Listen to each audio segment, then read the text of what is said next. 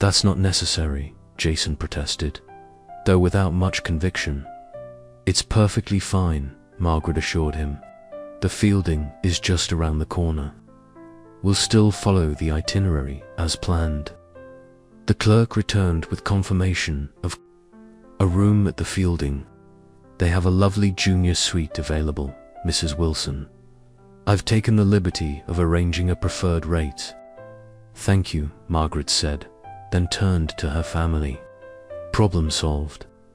You'll have your 3 rooms here, and I'll be comfortable just around the corner."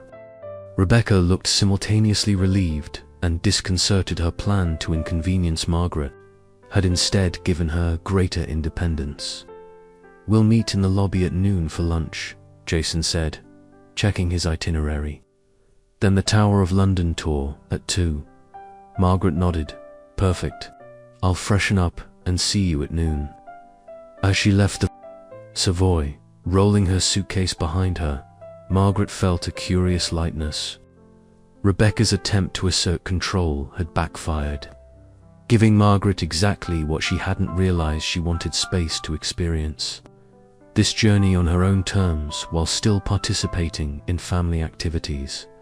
The Fielding Hotel proved to be a charming Georgian townhouse converted into a boutique hotel.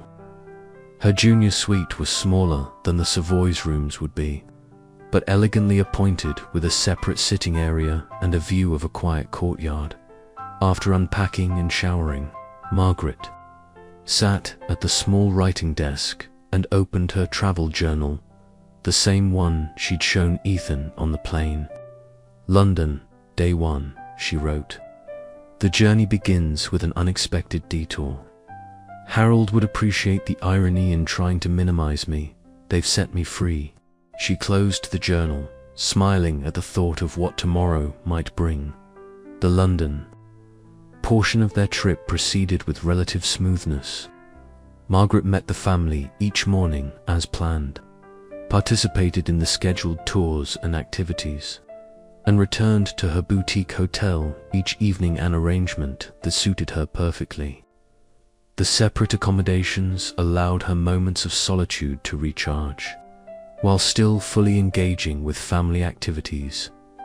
On their 3rd day in London, as they toured Westminster Abbey, Margaret noticed Lily hanging back from the group, her expression troubled. "Everything all right?" Margaret asked quietly. Lily shrugged. "Mum and Dad are fighting again. They think we can't hear them, but the hotel walls are thin." "About what?" "Money, I think," Lily confided. "Mum keeps saying something about unexpected expenses, and Dad says they're committed now." Margaret nodded thoughtfully. Despite Rebecca's professional success and Jason's medical practice, she suspected their lifestyle exceeded even their substantial income. The separate hotel room had been a financial decision disguised as a logistical one. "Adults sometimes worry about things they shouldn't," Margaret told her granddaughter. "Try not to let it spoil your experience." Lily brightened slightly. "I've been using Grandpa's camera. Want to see?" She produced the vintage Nikon, showing Margaret several surprisingly well-composed shots of architectural details and candid family moments. "These are wonderful," Margaret said sincerely. "You have a natural eye. Mom says photography isn't a practical interest," Lily said, her enthusiasm dimming. "She wants me to focus on debate team and Model UN. Those are valuable too," Margaret acknowledged. "But art feeds the soul in a different way. Your grandfather understood that he was a scientist who played jazz piano." Lily looked surprised. "Really? Dad never mentioned that." "There's a lot your father doesn't mention about his father," Margaret said gently. "Perhaps because it doesn't fit the narrative he's created." Their conversation was interrupted by Rebecca calling Lily to join the group. As her granddaughter hurried away, Margaret made a mental note to create more one-on-one moments with both grandchildren during this trip. That evening, while the family dined at a restaurant Jason had carefully researched, Margaret excused herself early, claiming fatigue. Instead of returning to her hotel, however, she took a taxi to a small pub in Bloomsbury. Inside, a group of silver-haired men and women greeted her with enthusiastic hugs and exclamations. "Margaret Wilson, as I live and breathe. It's been, 5 years? Harold would be so pleased you've kept up with the old crowd."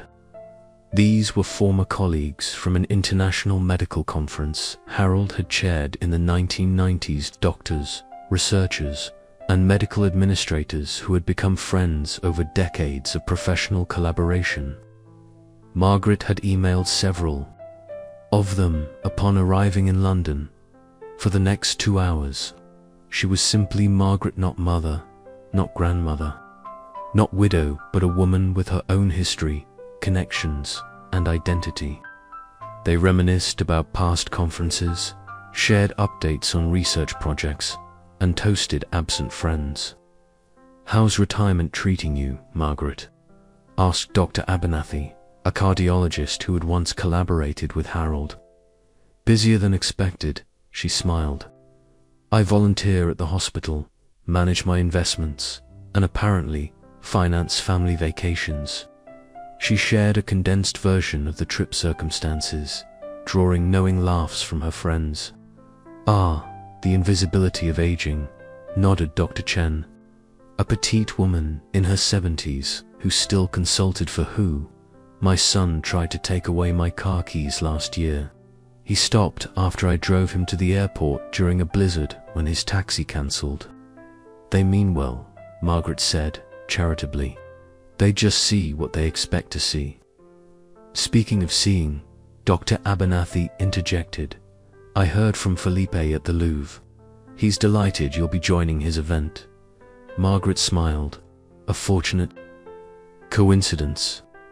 My family has a private tour that evening, but I wasn't included." "Their loss," Dr. Chen declared.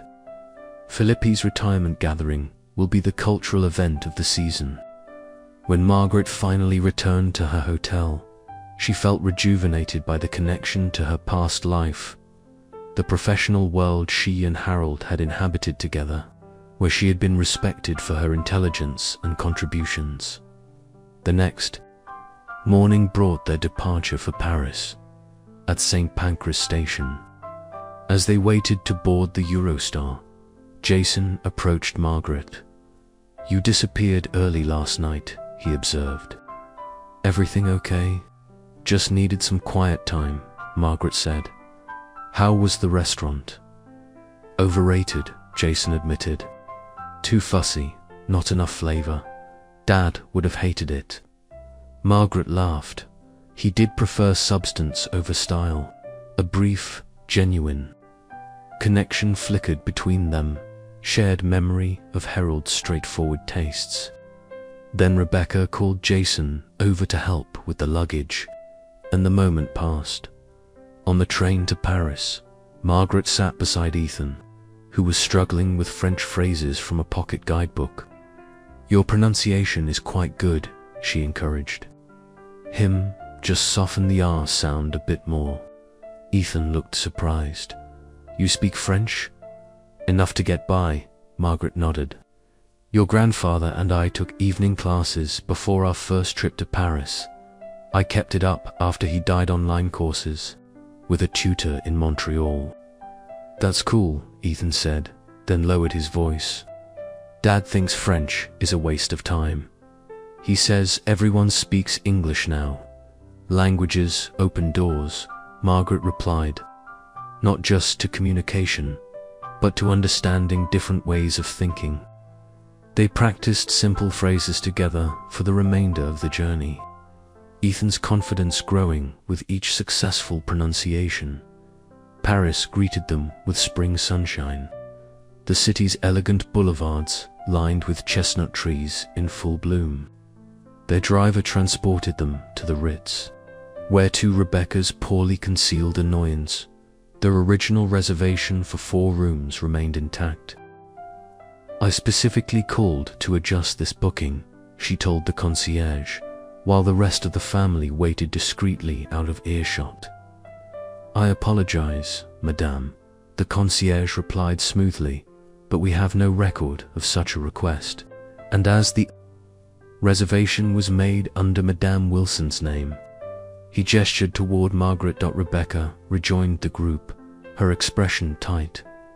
Apparently, we have 4 rooms as originally planned. How fortunate, Margaret said mildly. The Ritz is lovely. This time of year, their rooms were opulent classic French luxury with modern amenities. Margaret's suite overlooked the Place Vendôme. Its elegant proportions and tasteful furnishings a far cry from the modest home she shared with Harold. For most of their marriage, as she unpacked, a text arrived from Jason. Family meeting in our suite in 20 minutes. Itinerary review. Margaret arrived precisely on time to find the family assembled in Jason and Rebecca's suite. Jason had his laptop open to a detailed spreadsheet color-coded blocks representing each day's activities. Tomorrow is our first full day, he began. Louvre in the morning, lunch near the opera, Eiffel Tower in the afternoon, then dinner. He scrolled down. Day after tomorrow is Notre Dame. The exterior, since it's still being restored, followed by Sainte-Chapelle, lunch on Isle Saint-Louis, then the same cruise and special Louvre tour in the evening. Margaret noticed Rebecca watching her closely during the mention of the exclusive evening tour. Expecting disappointment or protest, perhaps. Sounds wonderful, Margaret said instead. Though I'll miss the evening activities on the second day. I have plans with an old friend. What friend? Jason asked, surprised. Philippe Dubois, Margaret explained. He's a curator at the Louvre. We met during a museum fundraiser. Harold shared in the 1990s. He's hosting a retirement reception that evening. The room fell silent. Rebecca recovered first. You know, a curator at the Louvre? Several, actually, Margaret said casually. Harold's research on Renaissance medical practices brought us into contact with art historians over the years. Felipe and his wife stayed with us when they visited Boston for a conference. Jason looked genuinely confused. I don't remember that.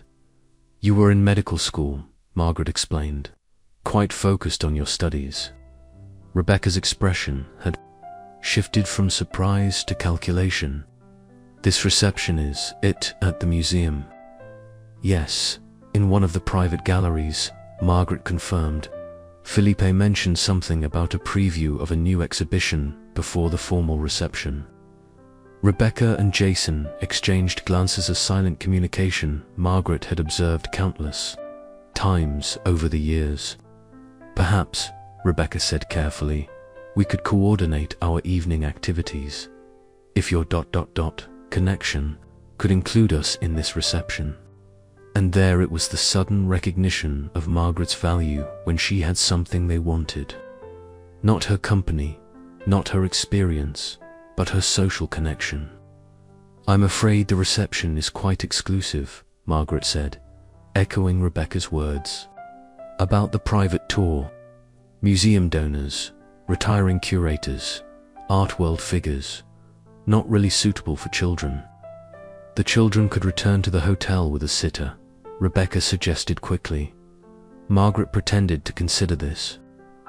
I suppose I could ask Felipe if he could accommodate 2 more guests. Though I'd hate to impose, especially since you've arranged your own special tour. We could do both, Jason suggested. Our tour ends at 8. The reception would be after. It begins at 8:30, Margaret confirmed. But I wouldn't want to disrupt your plans. You said the Seine dinner cruise was a highlight Rebecca had arranged specially. Rebecca waved a hand dismissively. We can do the cruise another evening. Margaret nodded thoughtfully. I'll contact Felipe and see what's possible. No promises, of course. As the meeting concluded and Margaret returned to her room, she felt a complex mixture of emotions. There was a certain satisfaction in this reversal. Suddenly, her connections were valuable, her presence desirable. But beneath that was a sadness that it took external validation for her family to see her worth. In her room, she composed a careful email to Felipe, explaining the situation with diplomatic understatement. His reply came within the hour. "Ma chère Margaret, but of course your family is welcome. I am delighted to meet the son of my old friend Harold. The reception will be enhanced by their presence, and perhaps this will help them see you through. New eyes, Nan. A bintet Felipe." Margaret smiled at his perceptiveness. Felipe had always been observant, necessary quality for both art curators and good friends. She texted Jason. "Felipe says you and Rebecca are welcome to join. The reception? Black tie preferred. Meet in the hotel lobby at 8:15. Then she opened her suitcase and removed a garment bag she had packed specifically for this occasion, containing a midnight blue evening gown she had purchased for a hospital fundraiser the previous year. Classic, elegant, and decidedly not what her family would expect from Grandma. Tomorrow evening promised to be interesting indeed. The day of the Louvre reception dawned bright and clear. The family spent the morning exploring Saint-Chapelle, its soaring stained glass windows bathing them in jewel-toned light. Margaret noticed Lily carefully framing shots with Harold's old camera, capturing not just the famous windows but intimate details. A carved face here, the play of light on ancient stone there. "You have his eye," Margaret told her quietly. "Your grandfather always found beauty in unexpected places." Lunch on Isle Saint-Louis was a pleasant affair. The family seated at a sidewalk cafe with views of Notre Dame's reconstruction in the distance. For once, conversation flowed easily, centered on their shared experiences rather than logistics or disagreements. "I can't believe we're doing a private tour of the Louvre tonight," Ethan said, excitement evident in his voice. "My friends are going to be so jealous. And then Grandma's taking us to a fancy reception with real curators," Lily added. "It's like we have VIP access." Margaret noticed Rebecca stiffen slightly at the children's enthusiasm about her contribution to the evening's plans. Jason, more perceptive than usual, quickly changed the subject. "The Seine cruise leaves at 6, he reminded everyone. "We should head back to the hotel by 4 to rest and change." As they walked back across the Pont Saint-Louis, Margaret fell into step beside Rebecca, who had been uncharacteristically quiet. "The children are excited about tonight," Margaret observed. Rebecca nodded. "Yes, it's fortunate, ... that your friend could include us. Felipe is very generous," Margaret agreed. "He always said that art should be shared, not hoarded." Rebecca glanced at her. "How many curators do you know at the Louvre?" 3 or 4 still active," Margaret replied. "Several more retired." Harold's research on medical imagery in Renaissance art opened many doors in the museum world. Jason never mentioned that aspect of his father's work. "There's a lot Jason doesn't remember or didn't notice," Margaret said gently. "Children often see their parents in limited roles." Rebecca was quiet for a moment. "I may have ... underestimated ... certain aspects of your background." It was as close to an apology as Margaret expected to receive. "We all make assumptions based on incomplete information," she offered graciously. Back at the hotel, Margaret took her time preparing for the evening. She showered, applied her makeup with practiced skill, and arranged her silver hair in an elegant updo style she had learned from a YouTube tutorial specifically for this trip. The midnight blue gown, when she finally slipped it on, fit perfectly its simple lines and subtle beading, elegant without trying too hard. She added pearl earrings Harold had given her for their 40th anniversary and a matching bracelet. The final assessment in the mirror satisfied her. The woman reflected back was not a stereotypical grandmother, but simply Margaret Wilson, poised, elegant, and very much present at precisely 6:15. She met the family in the lobby for their sane cruise. Jason did a double take when he saw her, while Rebecca's eyebrows rose fractionally. "Grandma, you look beautiful," Lily exclaimed. "Thank you, dear," Margaret smiled. Special occasions call for special efforts. The Seine cruise was objectively lovely, the golden evening light bathing Paris's landmarks as they glided past. A three-course dinner served with impeccable French precision.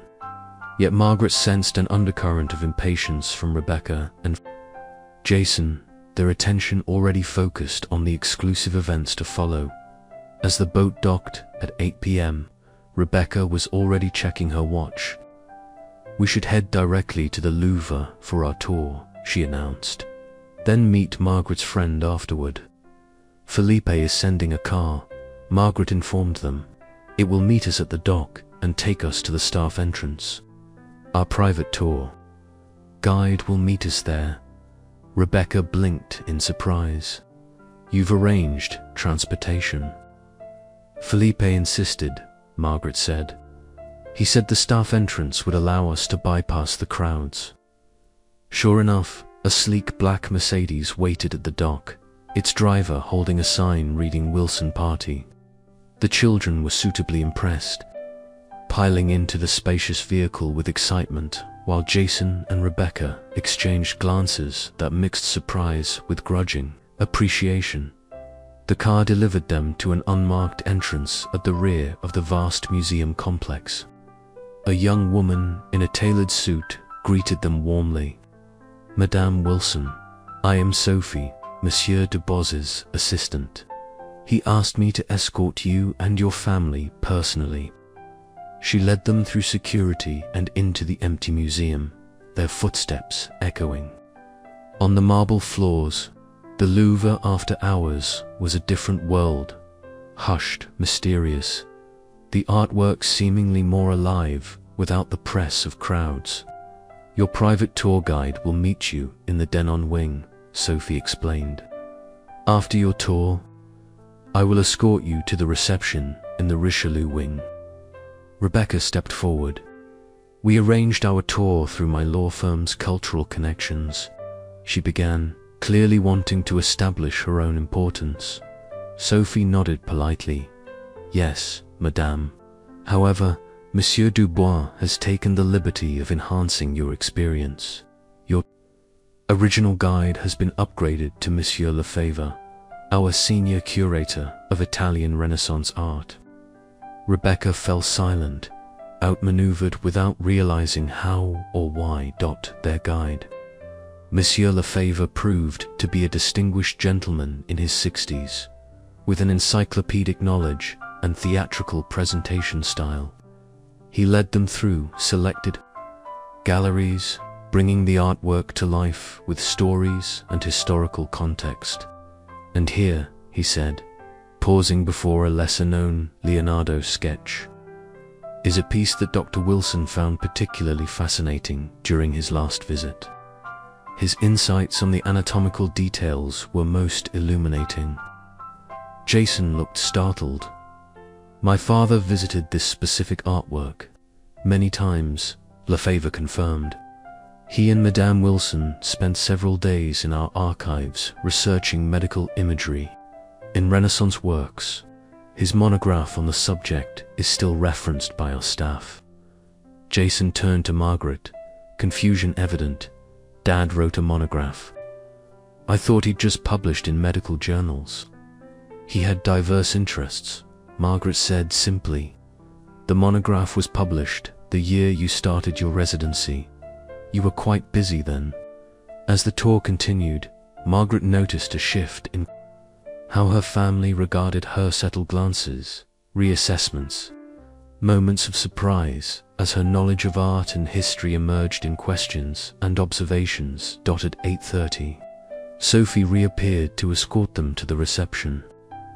They followed her through a labyrinth of corridors to an elegant gallery where perhaps 50 people in formal attire mingled among priceless artworks, champagne glasses in hand. Margaret, a distinguished man with silver hair and an impeccable tuxedo, approached, arms outstretched.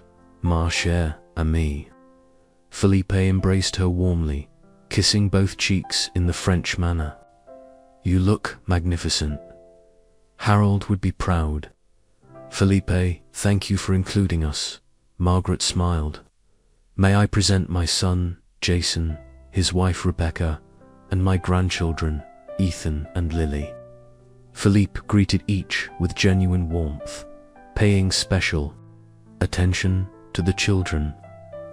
"Your grandmother and grandfather were very special friends to this museum," he told them. "Harold's understanding of medicine helped us interpret many artworks in new ways." He turned to Jason. "Your father was a remarkable man, brilliant doctor, yes, but also a Renaissance soul himself. And Margaret, she has an eye for composition that many professional curators envy." Jason looked at his mother with new eyes. "I didn't realize." "Come," Felipe said, guiding them into the reception. "Let me introduce you to some old friends of your parents." The next hour passed in a whirl of introductions. Distinguished curators, art historians, and museum donors greeted Margaret with genuine affection and respect, sharing stories of collaborations and visits that Jason had never heard. "Your mother's translation skills were invaluable during our research in the Vatican archives," one elderly historian told Jason. "Her Italian is impeccable. We still use the cataloging system she developed for our medical imagery collection," another curator informed him. Throughout it all, Margaret moved with easy confidence, conversing in French when appropriate, introducing her family with evident pride. Belonging completely in this rarefied world, Rebecca, initially stiff and uncertain, gradually relaxed as she realized no one was competing with her. Margaret occupied an entirely different sphere of influence, one based on intellectual contribution and long-standing relationships rather than financial status. As the evening progressed, Philippe clinked his glass for attention. "Friends, a moment please. Tonight we celebrate not only my retirement, but the contributions of many who have enriched our understanding of art. Among them, I must recognize Margaret Wilson, who has honored us with her presence." He raised his glass to Margaret, whose insights and support have enhanced our work for decades, and to the memory of her late husband, Harold, whose interdisciplinary approach revolutionized our understanding of medical imagery in Renaissance art. The assembled guests applauded warmly. Margaret, touched by the tribute, inclined her head in acknowledgement. As the reception continued, Lily approached her grandmother, Harold's camera in hand. "Grandma, I've been taking photos all evening. Mr. Dubois said it was okay as long as—" "I didn't use flash. May I see?" Margaret asked. Lily showed her several shots, not the obvious formal groupings, but intimate moments, hands gesturing during animated conversations, the play of light on ancient sculptures, the reflection of artwork in a champagne glass. "These are extraordinary," Margaret said sincerely. "You have a gift, Lily." "Do you really think so?" the girl asked, vulnerability evident in her voice. "I know so," Margaret assured her. "Your grandfather would be so proud to see his camera in such talented hands." Across the room, she noticed Jason watching them, an unreadable expression on his face. When their eyes met, he raised his glass slightly in a silent toast. As the evening drew to a close, Felipe approached with a package, a small token, Margaret. The catalogue from our new exhibition, with a special section acknowledging Harold's contributions. Margaret accepted it with genuine gratitude. "You're too kind, old friend." "Not at all," he replied. "Memory is important. Speaking of which, ... double quotes, he lowered his voice. "I've arranged a special visit before you leave. The conservation laboratory tomorrow morning. Just you, if you prefer. Some of Harold's favorite pieces are being restored." "I'd like that very much," Margaret said. "And perhaps my granddaughter could join us. She has her grandfather's eye for detail." "But of course," Felipe smiled. "The next generation must be nurtured." As they departed the museum, the family was uncharacteristically quiet. The children, tired but exhilarated, leaned against Margaret in the car back to the hotel. "That was the coolest thing ever," Ethan murmured. "Way better than just seeing the Mona Lisa with a million tourists. Your grandmother opened doors we couldn't have accessed otherwise." Rebecca acknowledged, her tone suggesting this realization was still being processed. In the hotel lobby, as they prepared to separate for the night, Jason touched Margaret's arm. "Mum, could we talk for a moment?" They moved to a quiet corner while Rebecca took the children upstairs. "I don't know what to say," Jason began. "I feel like I'm seeing a side of you and Dad that I never knew existed." Margaret smiled. Gently, "We were always more than just your parents, Jason. We had lives, interests, friendships that existed alongside our roles as mother and father. All those people tonight, they respected you. Not just as Harold Wilson's wife, but as Margaret." "Wilson, yes," she said simply. "They see me as a whole person." Jason looked down. "I haven't been doing that, have I? Few children really see their parents as complete human beings," Margaret said kindly. "It's a difficult perspective to achieve."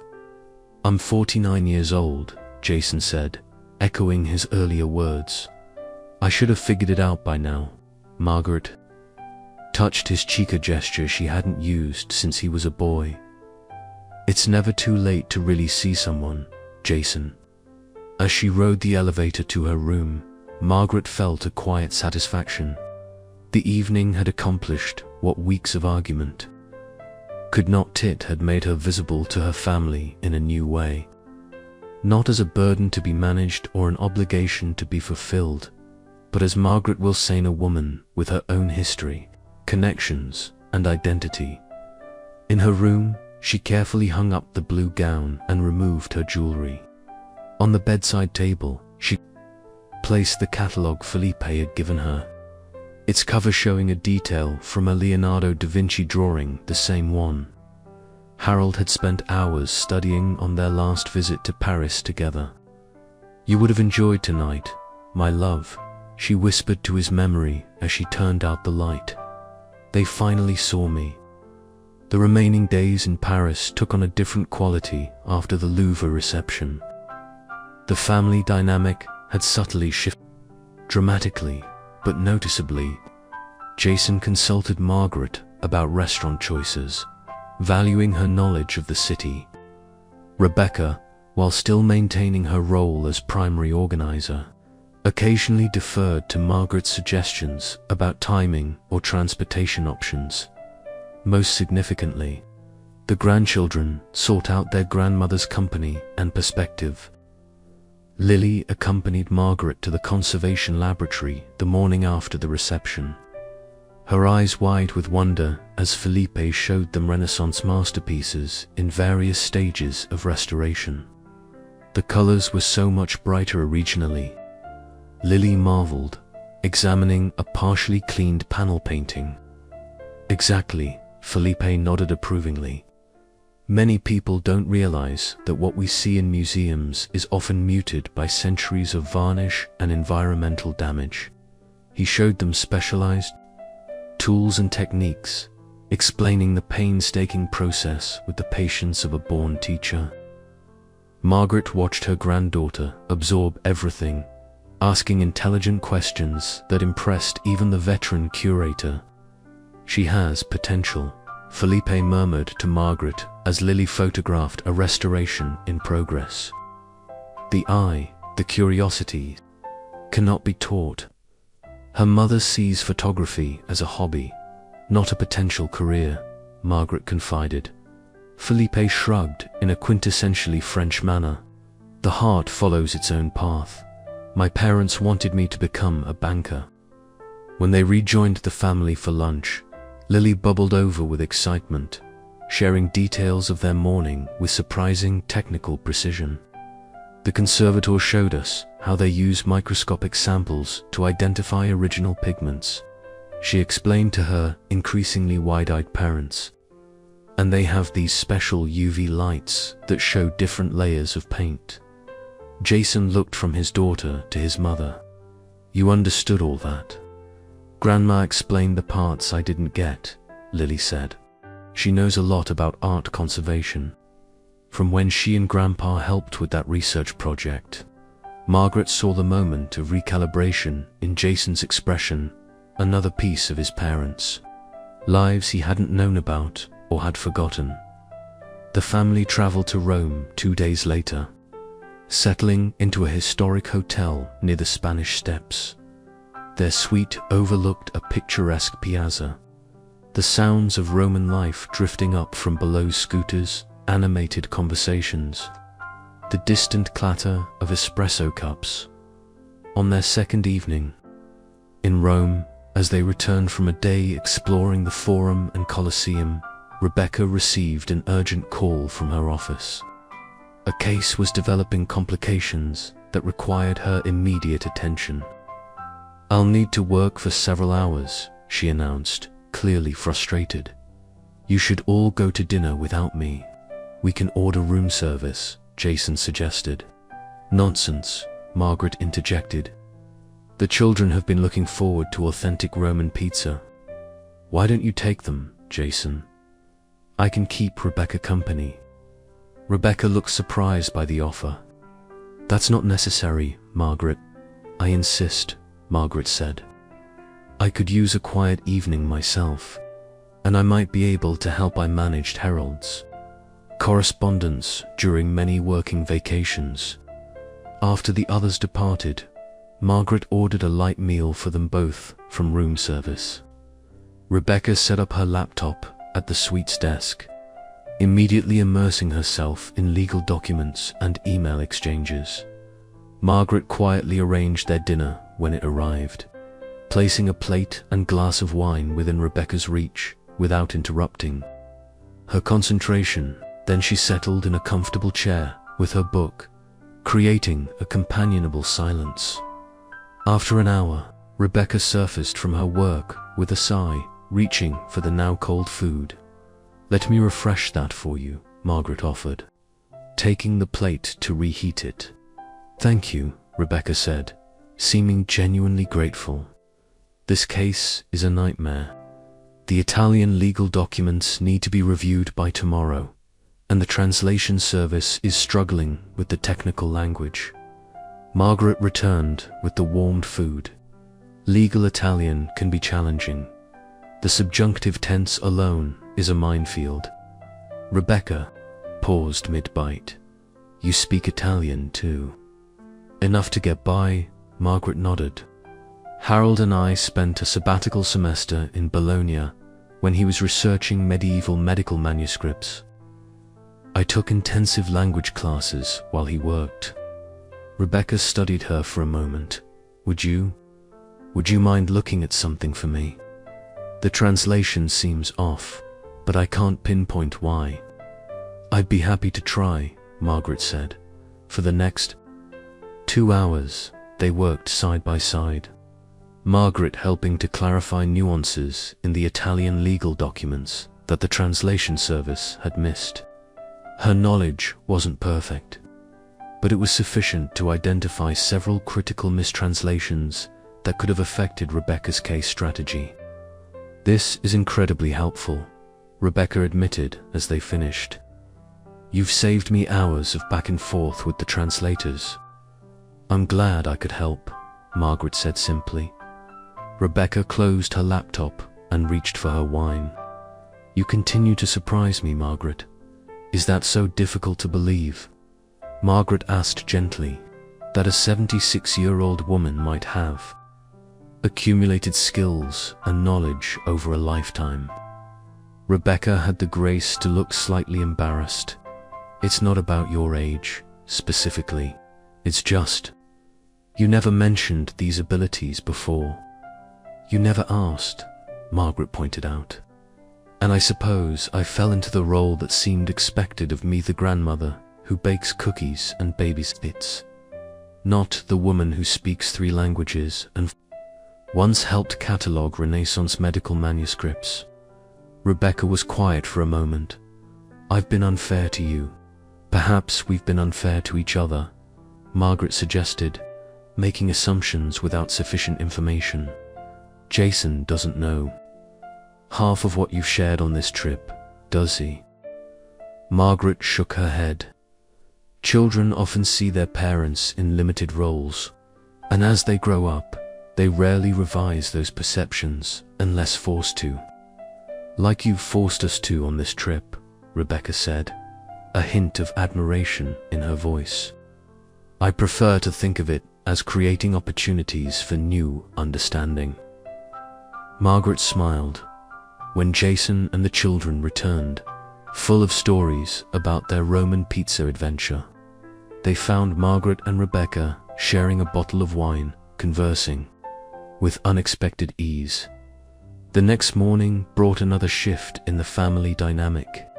At breakfast, Jason announced a change to the day's itinerary. "The Vatican museums are notoriously crowded," he explained. "I've been reading that the standard tour rushes you through without much context. What's the alternative?" Ethan asked, around a mouthful of croissant. "Well," Jason glanced at Margaret. "I thought we might ask Grandma if she has any contacts there, like she did at the Louvre."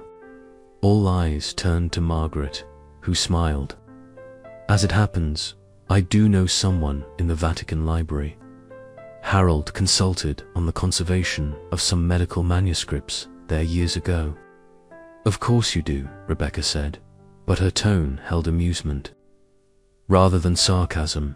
Margaret made a phone call after breakfast, speaking in Italian with occasional Latin phrases that impressed even Rebecca.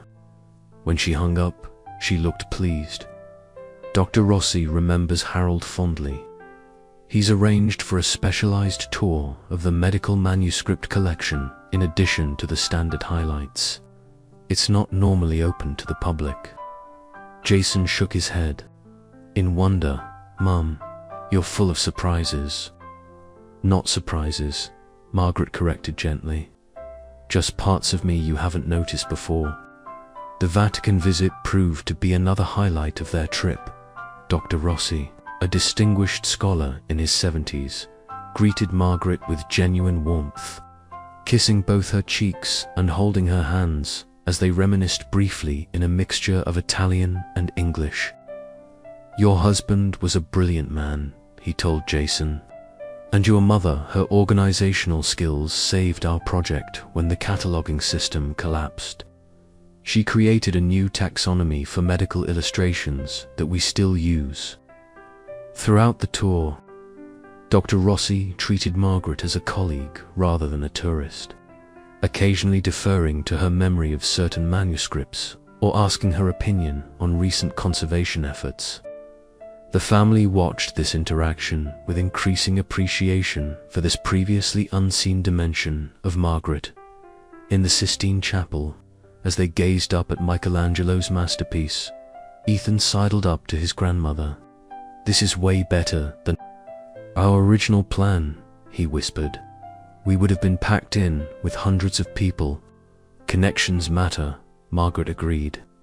But so does how you treat people. Dr. Rossi is doing this as much for Harold's memory as for me. You guys had a pretty cool life, huh? Ethan said. Margaret smiled. We did. Not wealthy or famous, but rich in experiences and friendships. I think that's better, Ethan said thoughtfully. Money gets spent, but experiences stay with you. Margaret looked at her grandson with newfound appreciation. That's very wise, Ethan. Your grandfather would have said exactly the same thing. That evening, as they enjoyed dinner at a trattoria in Trastevere, Jason raised his wine glass. A toast, he announced. To Mum, whose connections and knowledge have transformed this trip from ordinary to extraordinary. To Grandma, the children echoed enthusiastically. Margaret accepted the toast with a gracious nod. But later, as they walked back to their hotel, through Rome's illuminated streets, she found herself beside Jason. Thank you for the acknowledgement, she said quietly. But I hope you understand that this isn't about my connections per se. What do you mean? The people who've welcomed U.S. Felipe, Dr. Rossi there, not doing so because of some transactional relationship. They're responding to genuine connections built over decades, to contributions your father and I made to their work, to friendships that transcended professional collaboration. Jason was quiet for a moment. I think I'm beginning to understand that, and to realize how little I knew about your life with Dad beyond what directly involved me. That's natural, Margaret assured him. Children are necessarily self-centered, and we wanted you to focus on your own path, not ours. Still, Jason said, I wish I'd asked more questions, shown more interest. It's never too late to start. Margaret said, linking her arm through his as they walked through the eternal city. Its ancient stones witness to countless human stories across millennia. Barcelona, the final stop on their European journey, greeted them with Mediterranean warmth, and Gaudi's fantastical architecture. Their hotel, a renovated mansion in the Gothic Quarter, featured a rooftop terrace with views of the city's distinctive skyline. On their second evening, as sunset painted the sky in vivid oranges and pinks, the family gathered on this terrace. For drinks before dinner, the grandchildren were absorbed in their devices, Ethan researching Barcelona's football history, Lily editing photos from their trip. 2 days left, Jason remarked, sipping his sangria. It's gone by quickly. Too quickly, Rebecca agreed, surprising Margaret with what seemed like genuine regret. Margaret watched a flock of birds wheel against the darkening sky. Every journey has its conclusion, she observed. The key is to be fully present while it lasts. Jason studied his mother thoughtfully. You've been doing that your whole life, haven't you? Being present for each experience. I've tried, Margaret nodded. Your father taught me that. He used to say that to many people postpone living always, waiting for the right time, the perfect circumstances. I think I've been guilty of that, Jason admitted. Always focused on the next achievement, the next milestone. Rebecca set down her glass. We both have.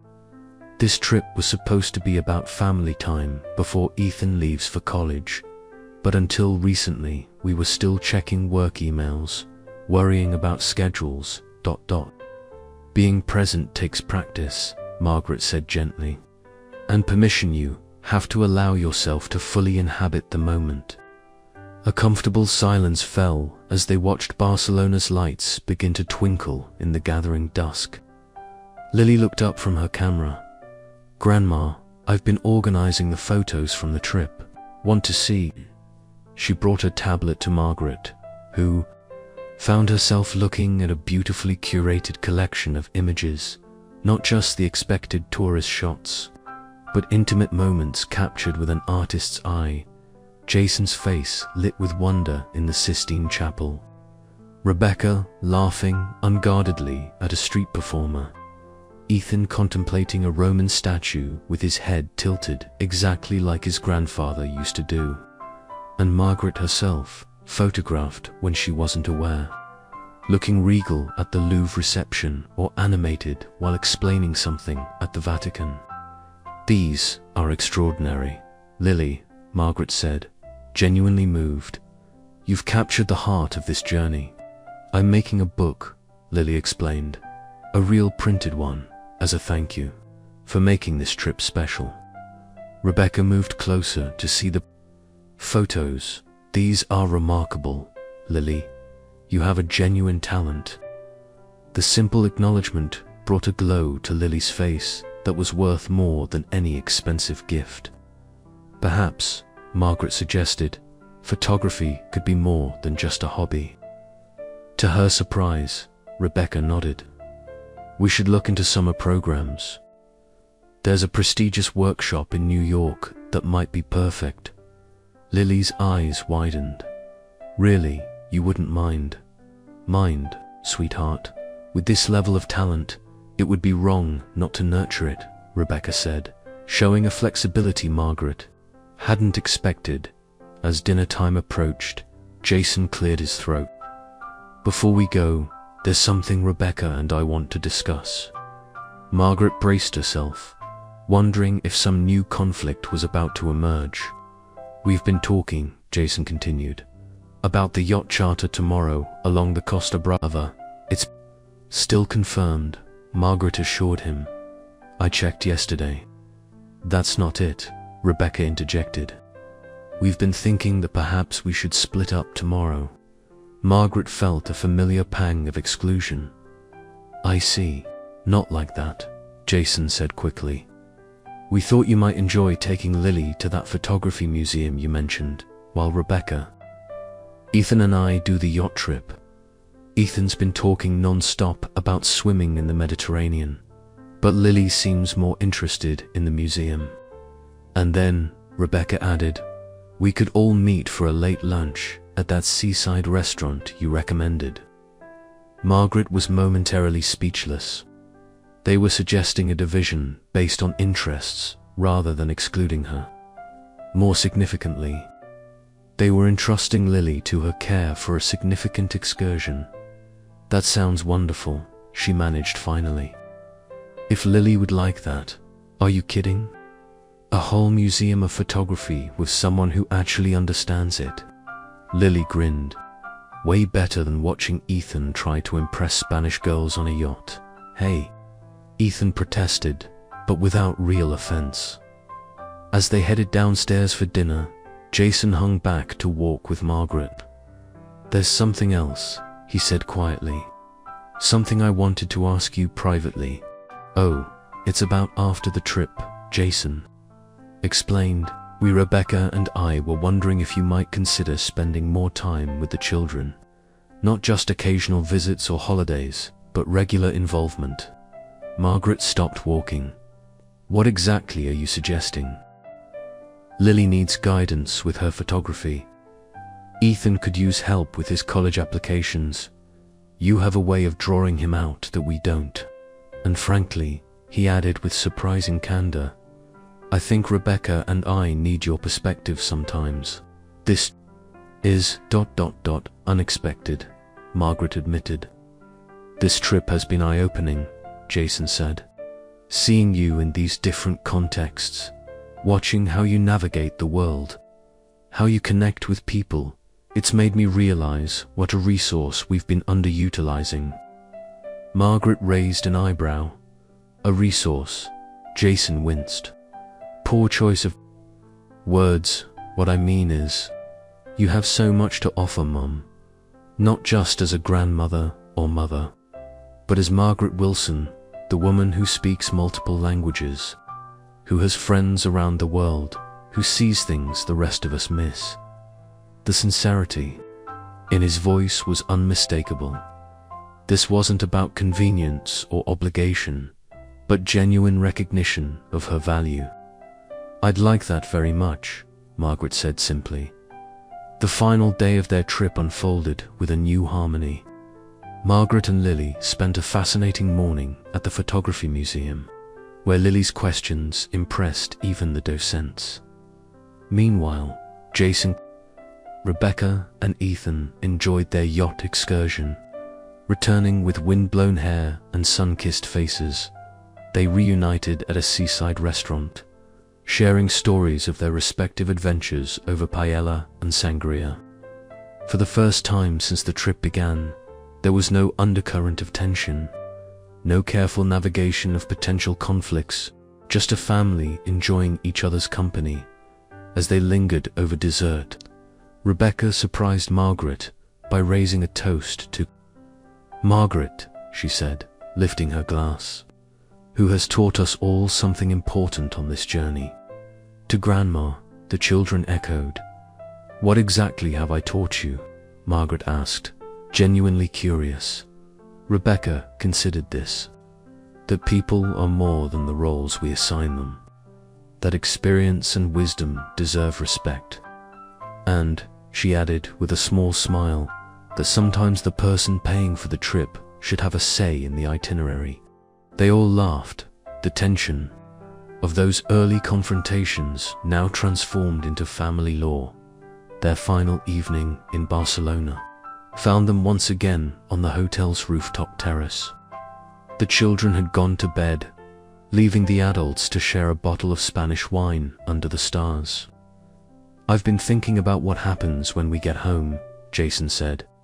How to maintain what we've discovered on this trip. It will take conscious effort, Margaret acknowledged. Old patterns are comfortable, even when they don't serve us well. I'd like to establish some new patterns, Rebecca suggested. Perhaps regular family dinners where phones are banned. And, she added, looking directly at Margaret, I think we should revisit the idea of you joining our annual vacation planning. From the beginning, I'd like that, Margaret smiled. Though I may not always want to join every trip. I have my own travel plans sometimes. Oh, Jason looked surprised. Like what? Margaret took a sip of wine. Well, Eleanor and I have been discussing a river cruise through Southeast Asia next spring. And there's a walking tour of the Japanese countryside I've had my eye on. A walking tour at your age. The words slipped out before Jason could stop. Them rather than take offense, Margaret laughed. Some habits die hard, don't they? Yes, Jason, a walking tour at my age. Moderate difficulty, but nothing compared to the Camino. I stand corrected, he said ruefully. The point is, Margaret continued, I have my own life, my own plans. I'd love to be more involved with your family, but not at the expense of my independence. That seems fair, Rebecca nodded. We all need our own space and identity. They fell silent, watching the lights of Barcelona shimmer below them. Finally, Jason spoke again. There's something I've been wanting to ask you, Mom. Something that's bothered me since Paris. What's that? All those people who knew you and Dad, the curators. The scholars, they spoke about your contributions as if they were equal to Dad's. But you always described yourself as supporting his work, managing his correspondence, organizing his research. Margaret smiled. That's what wives of that generation did, Jason. We downplayed our contributions, but it was more than that, wasn't it? He pressed. At the Louvre, Felipe mentioned a cataloging system you developed. At the Vatican, Dr. Rossi talked about your taxonomy for medical illustrations. Margaret looked into her wineglass, considering how to explain. Your father and I had a partnership. His name appeared on the publications because that's how academia worked then, but we considered the research a joint effort. Why didn't you ever say anything? What would have been the point? Margaret asked gently. Harold never failed to acknowledge my contributions in person. He made sure our colleagues knew. That was enough for me. But your name should have been on those papers, Jason insisted. You should have received credit. Perhaps, Margaret conceded, but I received something more valuable, a life of intellectual stimulation, global connections, and meaningful work. Not every contribution needs public recognition to be worthwhile. Rebecca, who had been listening intently, spoke up. That's a perspective my generation struggles with. We're taught to claim credit, to build our personal brand. Different times, different values, Margaret nodded. Though I will admit, it's been satisfying on this trip to be seen for my own knowledge and connections. Not just as Harold's widow.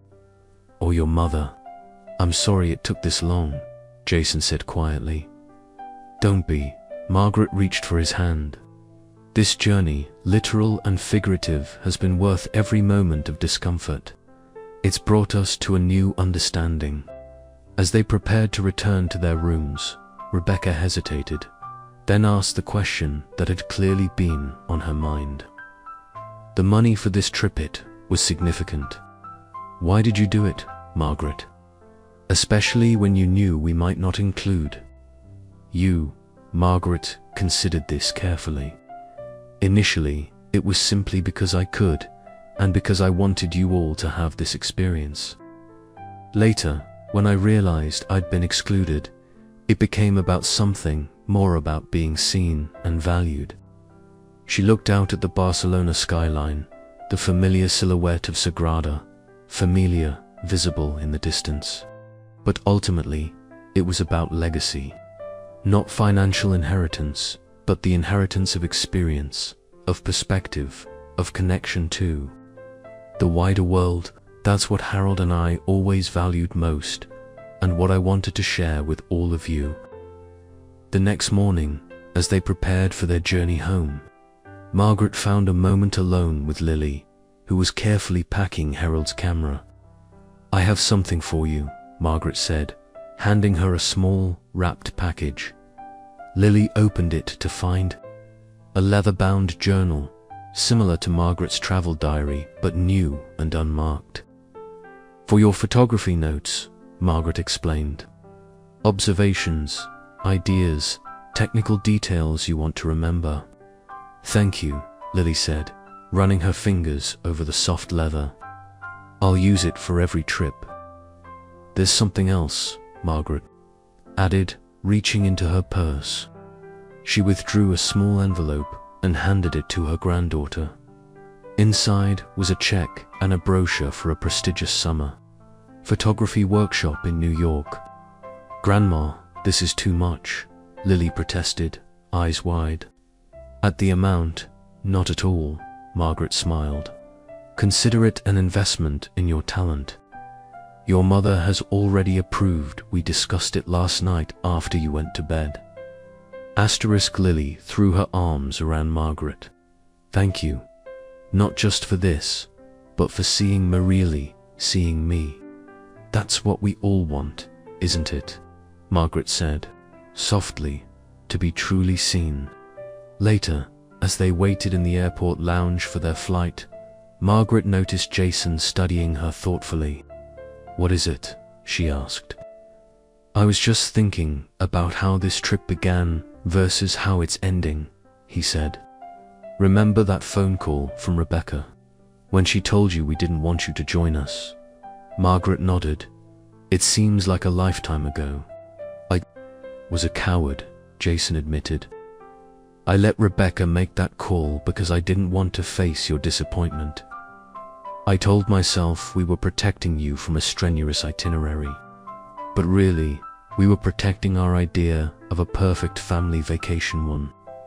That didn't include accommodating what we assumed were your limitations. And now, Margaret prompted, now I realize that you have fewer limitations than any of us, Jason said with a rueful smile. And that our perfect vacation would have been significantly less perfect without you. The flight home was markedly different from their outbound journey.